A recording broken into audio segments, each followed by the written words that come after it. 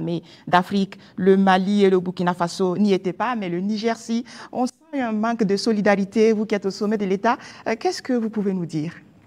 Bon, pas un manque de solidarité. Retenez que c'est une confédération, ce n'est pas une fédération. Sur certains aspects, on fait beaucoup de choses, en tout cas en tandem, mais dans la charte, il est dit que des pays peuvent décider des relations et de ce qu'ils peuvent faire. On ne peut pas dire à tel pays de ne pas collaborer avec tel pays, non. On n'est pas à cette étape d'abord.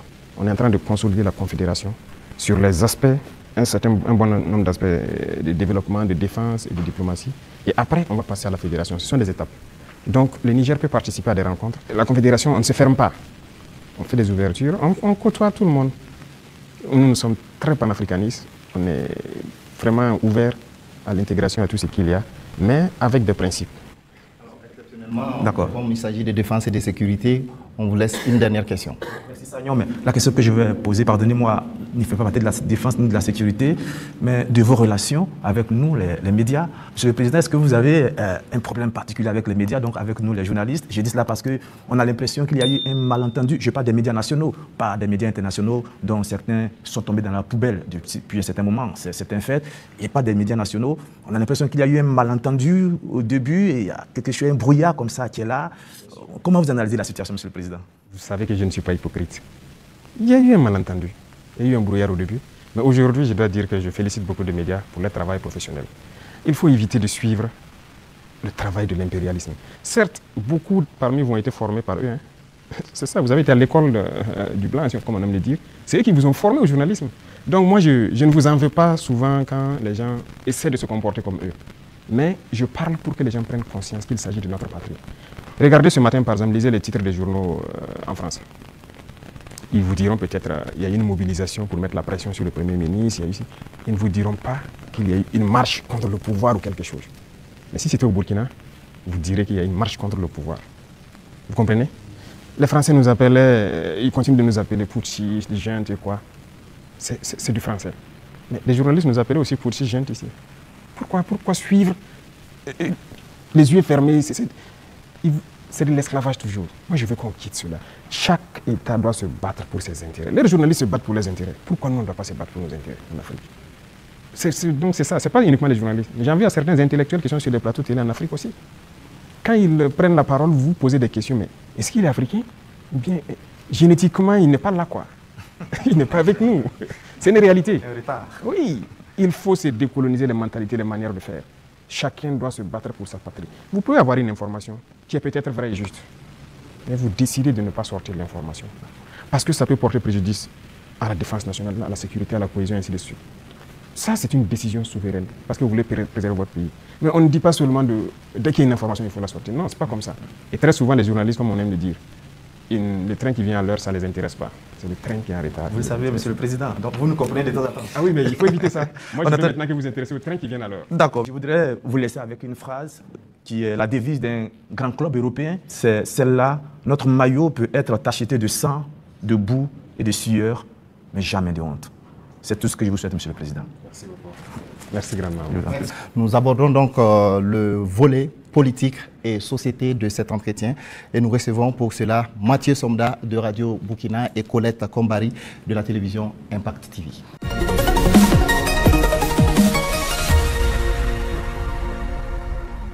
Bonsoir, chers confrères. Vous disposez également de 20 minutes pour échanger avec le chef de l'État sur la rubrique politique et société.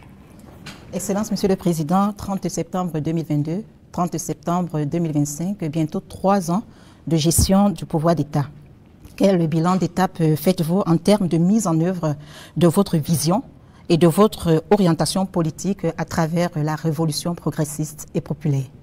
Il faut dire que nous avons pris le pays sur le volet sécuritaire avec une situation, mais aussi sur le volet économique, politique avec une autre situation. Retenez qu'il y avait beaucoup de réformes à faire. Tellement de réformes qu'on ne pouvait pas les énumérer en un coup. Et donc, nous avions une idéologie que nous avons commencé à mettre en œuvre, la révolution, jusqu'en avril dernier où on l'a proclamée officiellement. Et qui dit révolution, il s'agit de révolutionner tous les domaines de notre vie. Parce qu'on ne peut pas continuer à faire la même chose qui se passait et espérer avoir un autre résultat. Si nous étions dans la continuité, Je pense que c'est mieux qu'on laissait les politiciens continuer leurs choses, mais nous avons voulu rompre. Et la rupture nécessite beaucoup d'engagement. Dieu merci, le peuple a compris, les gens ont compris qu'il fallait rompre. Que ce soit en termes de comportement, de pratique, que ce soit en termes de gouvernance, que ce soit en termes d'économie, de commerce et tout ce qui va avec. Et tous les jours, je peux vous dire qu'on continue de découvrir. Parce que le système qui était en place, et moi j'aime caricaturer pour dire que c'est comme un gros nœud que nous avons trouvé. Quand vous défaites un autre apparaît. Quand vous défaites un autre apparaît. Donc il y avait beaucoup de maux dans notre société que nous sommes actuellement en train de résoudre. Et Dieu merci, je peux dire que plusieurs choses ont été lancées. Et le bilan, pour moi en tout cas, c'est satisfaisant, même si je pense qu'on peut faire encore plus d'efforts. Voilà. Et si vous souhaitez, domaine par domaine, vous pourrez me poser des questions, parce qu'il y a beaucoup de choses qui ont été entamées. Excellence, la révolution populaire progressiste, il y a eu des explications certes, mais les Burkinabés veulent davantage comprendre quel est le contenu de cette révolution. Le contenu exact, comme je l'ai dit une fois, je ne le dirai pas. Si vous permettez à tout le monde de connaître les détails de ce que vous voulez faire, on peut anticiper sur votre action. Mais nous avons dépeint voilà, les gros points pour que les gens puissent comprendre où nous allons. Alors, si vous remarquez, dans le modèle même de gouvernance, la lutte contre la corruption et la bonne gouvernance, il y a d'abord l'exemple que les gouvernants doivent donner. Et comme je dis, vous ne pouvez pas être là, une catégorie de Burkinabés, parce qu'on vous a confié des postes. Vous, c'est le choix entre les bons whisky et les bons champagnes. Pendant que des femmes meurent en allant chercher l'eau à la rivière, elles se noient ou quelque chose, ce n'est pas possible. Donc il y a cette idéologie-là qu'il faut avoir pour pouvoir avoir une société de justice. Tout le monde doit pouvoir avoir accès, par exemple, à l'eau potable. Vous ne pouvez pas, vous, manger comme vous voulez, faire le choix des repas et jeter ce que vous voulez à la poubelle, pendant que d'autres ne peuvent pas avoir un seul repas. C'est ce qui nous a amené à lancer des initiatives dans l'agriculture, par exemple. Parce que notre population est en majorité agricole. Mais pendant longtemps, on se rend compte qu'ils sont délaissés. Ce n'est pas nos terres qui sont pauvres, ce n'est pas qu'ils n'ont pas la capacité de travailler. Mais il fallait leur donner aussi ce souffle-là, ce qui nous a amené à créer des initiatives. Aujourd'hui, je pense que le plus important pour moi, lorsque vous rentrez dans les campagnes et que vous posez des questions aux cultivateurs, ils peuvent vous dire que franchement, voilà, ils se sentent bien maintenant. Ils cultivent, il a de quoi se nourrir, et le surplus, il le revend généralement à la Sonagès qui paye, qui fait un stock de sécurité. Et lorsque dans certaines zones ou dans certaines périodes, il y a des soucis, ils le ressortent, ils le vendent à prix bien subventionné, accessible de tous. Donc ça, c'est très important. L'idéologie de révolutionner beaucoup de domaines, quand on prend le domaine même des finances publiques, alors on est en train de digitaliser beaucoup de paramètres, avec beaucoup de difficultés, parce que les gens n'aiment pas ça. Bientôt, par exemple, on va lancer la facture électronique. Déjà, quand on a émis l'idée, mais beaucoup de grands opérateurs sont opposés à cela. Pourquoi ils ne veulent pas la transparence? Parce qu'on a habitué les gens à la tricherie, à voler. C'est comme une norme. C'est ce qui était installé, donc il faut changer tout ça. Sur le plan des infrastructures et beaucoup de choses, le domaine des marchés publics et tout ce qui va, c'était d'ailleurs le domaine le plus corrompu. Voilà, vous êtes un entrepreneur, vous venez nous voir, on vous donne le marché, vous surfacturez, et après on se donne quelque chose à l'arrière. C'est ça la règle d'or. Et donc quand quelqu'un même vient avec cette idée, vous êtes exclu d'office. On ne vous permet pas. Et si on laissait continuer dans cela, je ne pense pas qu'on puisse s'en sortir. On ne pourrait pas payer des arbres, parce que, comme je l'ai dit, si vous ne faites pas des économies d'échelle, vous ne pouvez pas vous équiper. Vous ne trouverez pas une seule banque dans le monde où vous partez prendre un prêt pour payer des arbres. Ça n'existe pas. C'est avec vos fonds propres que vous pouvez vous équiper. En tout cas, nous, on n'a pas eu cette occasion. Et si quelqu'un connaît, peut-être qu'on est preneur. Et tout ce qu'on est en train d'acquérir, je vous ai dit une fois le montant, ce sont des milliards de dollars. Hein. Comment on fait? Où on a puisé l'argent? Cet argent était là. Il fallait assainir le domaine des finances, le commerce et tout ce qui va avec. Et le fonctionnement de nos sociétés d'État, vous avez pu remarquer cette année les résultats de 2024 qui sont au-delà. 2025 est encore meilleur que 2024. Je prends le domaine des hydrocarbures où dès 2023, nous avons fait d'énormes progrès. Avant, c'était des subventions de l'État. Ça veut dire qu'on collectait encore des impôts pour subventionner la société, pour payer le surplus, le manque à gagner et tout ça. Mais maintenant, la société n'est plus dans cette situation. On a épongé toutes les dettes de la société et elle commence à faire des marches. C'est parce qu'il y avait la corruption dans le milieu. Donc il y a tellement de situations, je ne peux pas tout citer. Et donc il faut révolutionner ce domaine aussi par la digitalisation et tout ce qui va avec. L'administration en gros, tout est en train d'être digitalisé pour que les gens n'aient plus accès à l'argent liquide qui circule et que les choses soient transparentes. Vous qui demandez le service, vous savez à quoi ça correspond et vous savez où votre argent part. Les infrastructures, vous êtes témoins aussi, qui sont vraiment un problème crucial. On est en train de révolutionner tout. Donc c'est l'esprit comme ça, de changer de paradigme, faire ce qu'on n'avait pas l'habitude de faire. Donc comprenez ça par cette phrase. Excellence, Monsieur le Président, on est entré dans la révolution progressiste et on y va. Mais il y a cette tranche de la population, le politique, qui œuvrait avant. Quelle peut être la place donc de ce politique actuellement dans cette révolution? Je ne vais pas être hypocrite encore. Si c'est cette mentalité politique, ils n'ont pas de place dans la révolution. C'est opposé. Regardez comment le Burkinabé était. Puisque pendant 27 ans, plus de 27 ans de règne de Blaise et même le pouvoir du MPP, ça continue dans la même politique. Et cette politique, notre génération est née dedans. Donc on est né et les gens ont grandi avec une mentalité. Si tu ne connais pas quelqu'un, tu ne peux pas avoir accès à certains services. Ce qu'on appelle les deals. Tout le monde a évolué avec cet esprit de deal, de corruption, de tout. C'est dangereux. Mais c'est la politique qui a mené ça. Puisqu'il y a des entrepreneurs politiques, vous avez entendu parler de ça. Les jeunes qui se lèvent parce qu'ils savent parler, ils savent flatter. Et c'était quoi la politique? C'est quoi la politique en Afrique?